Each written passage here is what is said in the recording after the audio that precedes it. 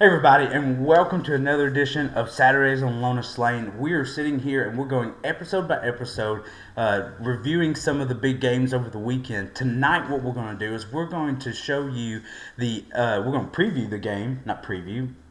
What's the word I'm looking for, guys? Come on, help me out. Recap the game of the Alabama-Missouri. Now, this was a game that Missouri was waiting on, right? We had a lot of talk about how, well, they're kind of untested. Let's see what they do with a big name that comes into their stadium and see how they handle it.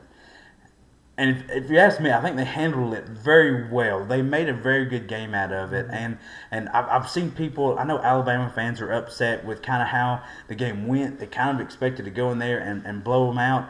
And that just didn't happen. But Kalen DeBoer, remember, if you go back to his days in Washington, did not blow anybody out. He wasn't in it for style points. He was get ahead and manage the win. And that's exactly what happened Saturday. Not a bad game. This was Missouri. I think if we look at this game, I think this is Missouri's worst game on the ground. By far. Because they're averaging like 250 yards per game on the ground. This weekend they only had 163. So Alabama, and I know there's been a lot of talk on Alabama's ability to stop the run, did very well in making this a one-sided football game. Now, I did hear some commentating going on that Missouri's offensive coordinator, ran away from the run. They almost was playing like they were down by 17 instead of just 7 or 3 points. Cody, what do you think? Let's just look at the game. Does Missouri have what it takes to compete with these top programs? And I would say yes, but what are your thoughts? I 100% believe Missouri belongs. They belong in that conversation. They're undefeated. I mean, once again, we've said it multiple times. Doesn't matter who you play as long as you win the game. That's right. And at the end of the day, they were undefeated coming in to this game. A couple of interesting stats. One for Missouri. That was Missouri's. You know how many miles they've traveled for a game this year so far? Is it? Zero.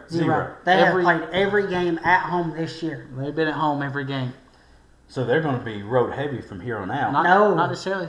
They still have 3 games on the road, I think. They have 2 more games at home. Or 3. Wow.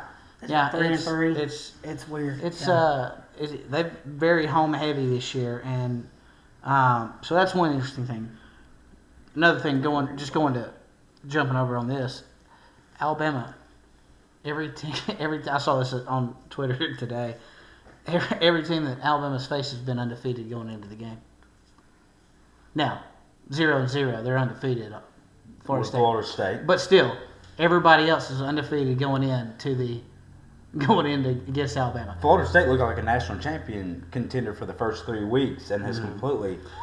It's like I saw real quick. It's like Florida State prepared all summer long for one game and forgot they had 11 more games to play after Alabama. So, but yes, I think Missouri is a really good football team. I was really impressed with their defensive line and how they were able to create the pass rush and confuse Ty a little bit. I was impressed with how they were able to play defensively and hold Ty to only 200 yards passing. I think he got sacked at least 4 times that I know of. I want to say it was 5. They get that 5th one. I think they did. I think you're right.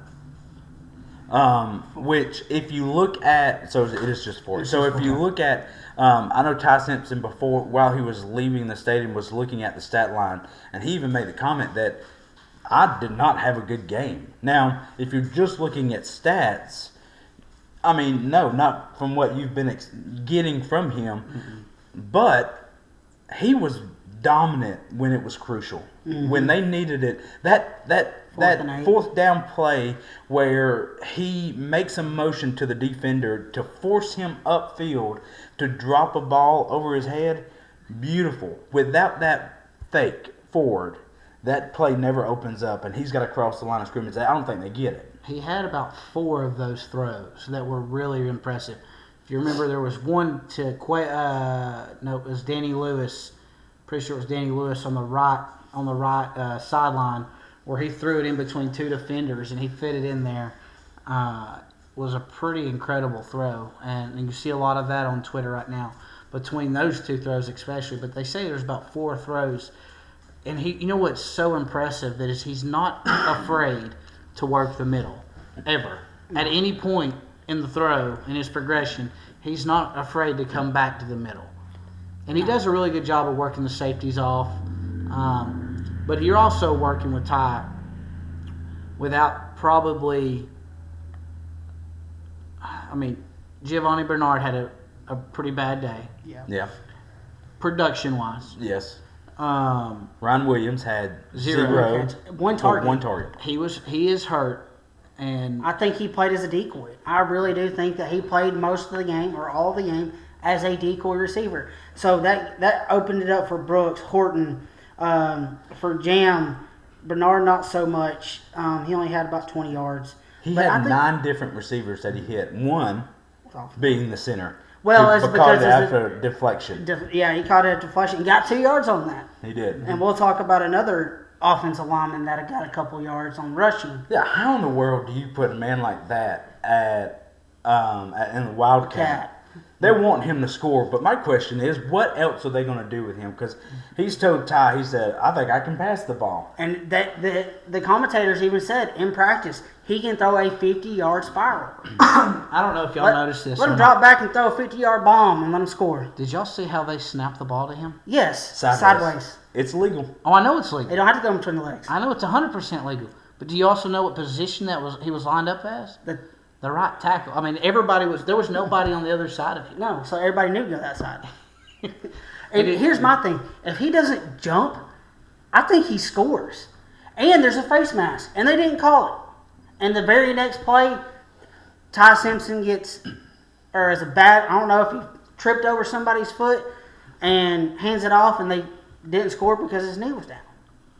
Yeah. So there's another 7 in the first half. But they did get 3. Yeah, 3, yes. Alabama has a kicking problem. Yes. And they typically do. They do. They do. Even with a local guy, and he's skipping my mind, went to Calhoun, was adopted from Cade Foster. A couple years, quite a few He was a great kicker in high school, but it didn't translate. He's the kicker who kicked the football with 1 second left at Jordan Hare for the kick 6. Mm-hmm. That was well short. Pulling a kicker off the sideline on a cold game like that was crazy. But he's got the leg. He could do it. He could have done it. But they've got a kicking problem. They missed one field goal so much that they didn't even want to try. Later on. At the end of the game, it was just, let's see if we can't get a 4th down here. But if we go back to Missouri, they struggled on 3rd down. What was their 3rd down efficiency? Their 3rd down efficiency was 1 for 10. Yeah, 1 for 10. 2 for 3 on 4th down. And a lot of them were close, where all they had to do is turn around and hand the ball off. I mean, you've got the leading rusher in the nation, who is averaging, I think, well over 150 yards a game. Well, you have a duo out of Missouri that's just great. I mean, any team would love to have the problem that Missouri has in the backfield. I mean, Hardy is averaging 190 yards versus conference at 5.6 yards per carry. If I'm not mistaken, their total was over 5 yards per rush. 5.8. Your quarterback's the leading rusher on 11 carries. Now, a lot of those are scrambles and taking off, and us, Alabama just not playing sound defense and letting him get away and not playing gaps. But he had a 23-yard run. But I don't know if you know, and this is another thing. Vandy did the same thing. They marched down, scored on the first drive. Missouri marched down, scored on the first drive. And the defensive coordinator, Womack, for Alabama, he said today in an interview that this was terrible. The first drive was terrible. So we've got to get better coming out of the gate. Vandy was like 70-something yard run for a touchdown. Mm-hmm. Yeah. Yep. Listen, if you're a coach, I want you to go and watch a football coach. I want you to go and watch the defensive player on the last interception. I tried to go and find it today, could not find it, but you have your receiver running up the seam. Yep. You've got a defensive player that steps just ever so slightly, rubs him, throws him off course. That causes that interception because it throws him off track just enough to put it just out of reach for that receiver. And I didn't see it until they showed the replay of the sky cam behind it. But you see that just that little rub that makes him alter his course, and the quarterback is throwing just behind that defensive guy, and with him being off course, it goes right into the hands of our safety. Excuse me. But it is beautifully coached with that because of that ability to rub, and that's what I try to teach my own son. When you're out there and you're playing that zone defense, you want to throw them off of their line. They've got a place where they want to be, make it hard for them to get there, and disrupt that timing. And that's exactly what happened on that play, which was great. Now, Missouri goes and they play Auburn this weekend. Yes. Is that game at Missouri? It's at Auburn. It's at Auburn. It's It's their their first one that they It's the have to first road. travel. Yeah. Missouri has four road games. It's going to be Auburn. It's going to be Vandy, Oklahoma, and Arkansas. So they're not traveling terribly far. But all the traveling is to, other than Auburn, ranked teams. Well, Arkansas. Well, but you go to an Auburn team that, man, somebody's got a lot of fire underneath them. It's got to happen at some point. Is it this weekend or anywho? You go to Oklahoma, who just lost to Texas, which we'll review tomorrow. You have what was the other one? Oh, Vandy team that is. They're really good. Diego Pavia, I talk a lot about how I can't stand the guy just because his play is not on the field. He runs his mouth too much. But he's a great quarterback, and he's hard to stop. Yes, he is. So we'll recap. We'll look at the rest of the SEC season on Thursday. But when we look at this, Missouri's toughest schedule is right there in front of them. They are in control of their destiny, and the way they played, they're right there to do it. So, switch over to Alabama. It's the third Saturday in October. Tennessee comes to Alabama, and they've got a couple of injuries. Jam Miller, who got crushed right there on the sideline. Kind of wondering why they didn't even review that for targeting. At least give it a look. There was a review there, but they never mentioned that it was for targeting. Okay. I'm guessing, just listening to the commentators, that they were saying it was more of a shoulder than head to head, but the play on the receiver, The tight end. Yeah. was that upheld as targeting? That was upheld as Yes. target, and he was out for the second half. I don't know. Him especially, I would say he does not play this weekend. No. No, he don't. I don't think Have we Jam heard Miller- anything on Jam? They're both out for concussions They're in concussion protocol. call this week. So it will be a late decision. Hopefully by the time that we pick our game on Friday, we'll have a little bit of a better understanding of where they are, because it could really affect if Alabama cannot run the football, which they have not shown that they can without Jam Miller. Jam Miller had 80-something yards. Yeah, I think it was something like that. What, this week? Yes. 85 yards on He had 20 85 carries. yards. How many receiving yards? 4 for 25.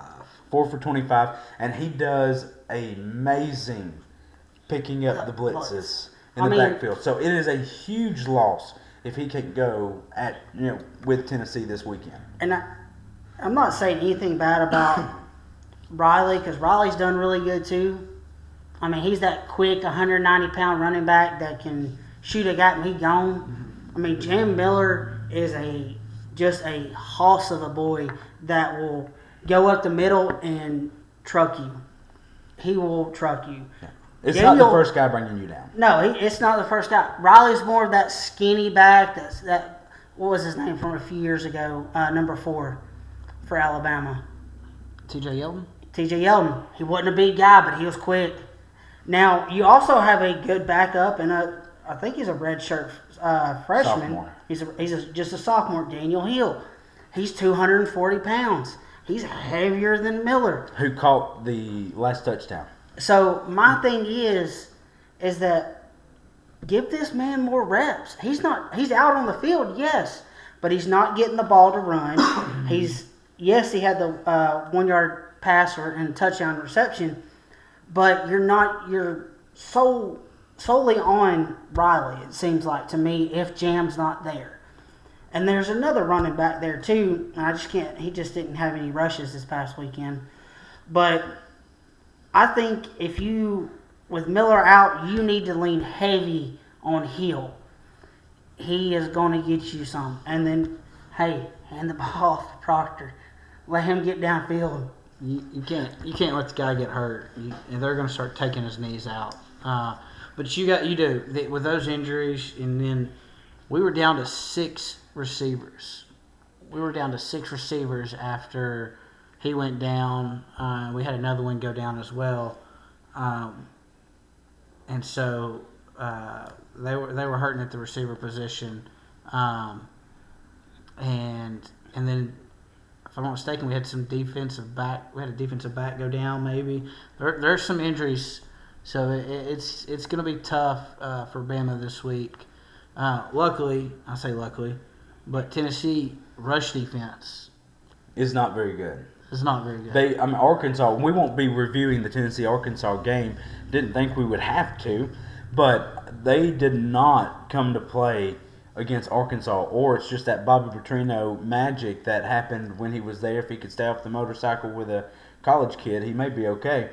But it wasn't pretty. We were sitting in the hospital, and Cody's wife was sitting there watching the game. She's a big Tennessee fan, and she was like, "What is going on?" Joey Aguilar just was missing spots that he hasn't missed all year.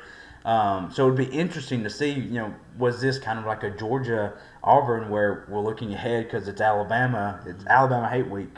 So, who knows? Sleeping on the couch a lot this week. Well, we'll see what happens Saturday. That's a 3:30, 7:30 game. 7:30 game. Yes. Yeah, I'm glad I'm off this weekend, which I'll be able to watch the entirety of that game. Anyways, because it's a great rivalry, and I'm glad that they're going to keep it, unlike the Georgia-Tennessee game. But if you haven't already, go and tune in. Last night we dropped a video for the the Auburn-Georgia game. Talked about the refereeing or officiating of that game. Tomorrow night we're going to be reviewing the Texas-Oklahoma game, the Red River rivalry that really was a great game. Texas really pulls out at the end, but we're going to talk about that game and so much more this weekend. We're going to drop a video every day, Monday through Friday this week. Go and tune in, and we appreciate everything that you do for us. Don't forget, every day is Saturday on Lotus Lane. Have a great day.